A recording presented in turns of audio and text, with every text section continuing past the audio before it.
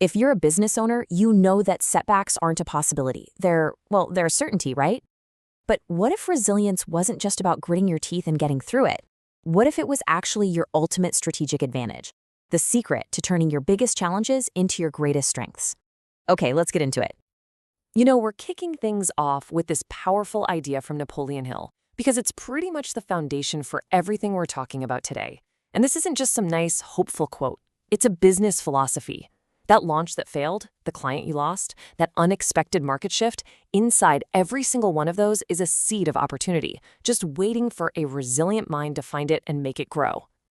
All right, so let's completely reframe how we think about this. Resilience is not a passive thing. It's not just about enduring. It is an active, transformative process. It's about applying faith with discipline when every single thing around you is screaming for you to doubt. It's how you take the raw, messy, difficult stuff of your business journey and literally forge it into your destiny. So you might be thinking, okay, great, but how do I actually build this stuff? Well, it's not magic. It's a structure. It's built on 4 core pillars that create a foundation so strong it's pretty much unshakable. Let's break them down. Here's our roadmap for building that inner strength. We've got definite purpose, a positive mental attitude, faith in action, and unwavering persistence. We're going to start with the one that holds it all together, your purpose. Everything, and I mean everything, starts right here. Your definite purpose is your why. It's that mission that pulls you out of bed when sales are tanking and the pressure feels overwhelming. It's the anchor that holds you steady in the storms of entrepreneurship, and it stops you from just drifting wherever the wind blows. Hill's metaphor here is just perfect for a business owner, isn't it? A business without a clear purpose, without that rudder, is just constantly reacting. It gets pushed around by market trends, what competitors are doing, the crisis of the day. But a purpose-driven business, it sets its own course. It has a direction. And this right here, this is the mental shift that changes everything. Asking why me? That's the question of a victim. It's totally powerless. But asking, how does this serve my mission? Now, that is the question of a leader. It reframes the whole problem. It's not a roadblock anymore. It's just a strategic piece of the puzzle, a lesson you need to learn to move forward.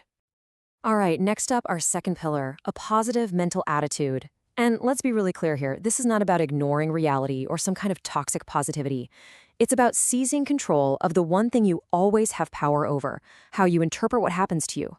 This is where resilience truly begins. Okay, check this out.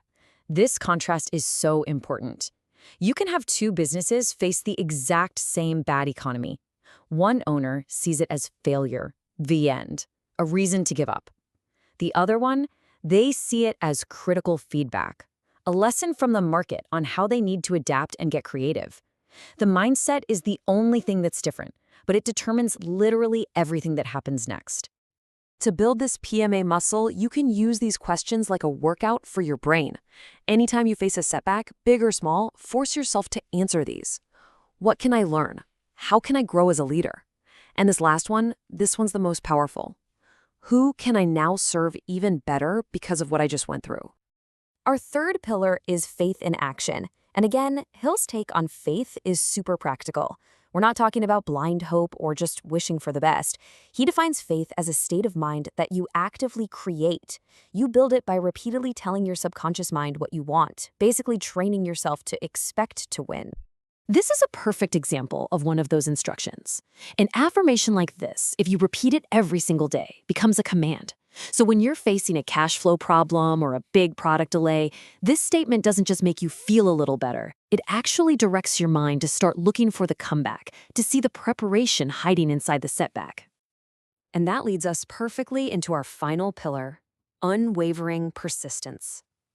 You can think of this as the engine of resilience. It's the simple, raw habit of finishing what you start. It's that decision to go one more round when you feel like you've got nothing left. This single quality is what separates a temporary defeat from a permanent success. I absolutely love this quote. Think about it for a second.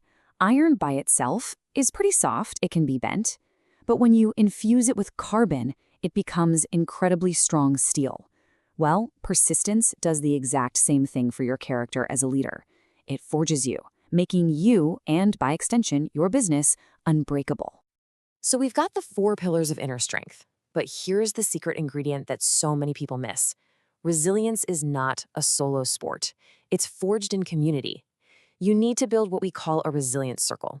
It's our modern take on Hill's classic mastermind principle. So let's be really clear about what this is. This is not your casual coffee meetup or a venting session. It is a dedicated alliance of 3 to 6 people. And the group has one single focus: to amplify these pillars in each other, to lend faith when one person's running low, to offer sharp perspective, and to provide that tough love accountability. So who gets an invitation to this circle? Well, you have to be picky. This slide is basically your checklist. You need faith-minded people who see challenges, not dead ends. You need truth tellers who will call you on your own excuses, not just offer empty sympathy. And you absolutely have to have uplifters, people who bring positive, constructive energy to the table, not a bunch of drama. Okay, but how do you keep these meetings effective? You need a simple, disciplined structure. Something like this is key. Start with gratitude to raise the energy in the room. Then spotlight one person's challenge for focused, real help. Reaffirm commitments to create that accountability. And always close with an affirmation to send everyone off feeling stronger than when they came. Okay, so we have the principles and we have the people. Now let's make this personal. Because resilience isn't just an idea.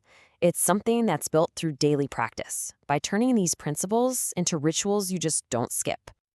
This is your resilience training plan, and it's incredibly simple. In the morning, you anchor yourself for the day by stating your purpose out loud. During the day, when that stressful call comes in or that frustrating email hits, you reframe it on the spot with that powerful affirmation. And then in the evening, you prove to yourself that you're growing by journaling about one difficulty you managed to turn into progress. Which really brings us back to this fundamental truth from Hill. Your competitor, the market, the economy, none of them can actually defeat you. The only real defeat happens when you agree to it, when you decide to quit inside your own mind. That is the only battle that truly matters.